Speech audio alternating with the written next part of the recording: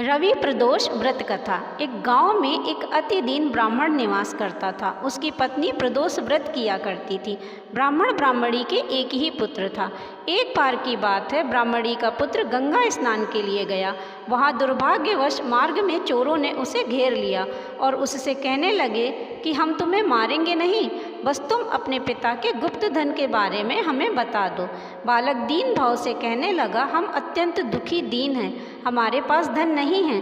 तब चोरों ने उससे कहा कि अच्छा, तो फिर तुम्हारी इस पोटली में क्या है? बालक ने निसंकोच कहा कि इसमें मेरी माँ की दी हुई रोटियां हैं।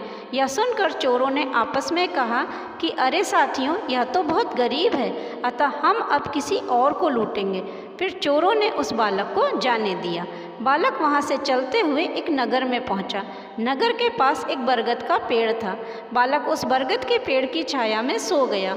उसी समय उस नगर के सिपाही चोरों को खोजते हुए उस बरगद के पेड़ के पास पहुँचे और बालक को चोर समझकर बंदी बनाकर राजा के पास ले गए।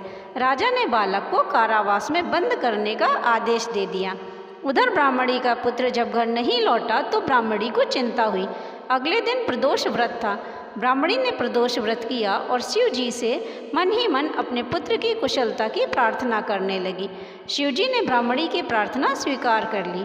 उसी रात शिव जी ने उस राजा को स्वप्न में आदेश दिया कि वह बालक चोर नहीं है, उसे प्रातःकाल छोड़ दें, अन्यथा राजा का सारा राजवैभव नष्ट हो जाएगा। प्रातःकाल राजा ने शिव जी की आज्ञा के अनुसार उस बालक को कारावास से मुक्त कर दिया। फिर बालक ने अपनी पूरी कहानी राजा को सुनाई। सारी बात जानकर राजा ने अपने सिपाहियों को बालक के घर भेजा और उसके माता पिता को राज दरबार में बुलाया। बालक के माता पिता बहुत भयभीत थे।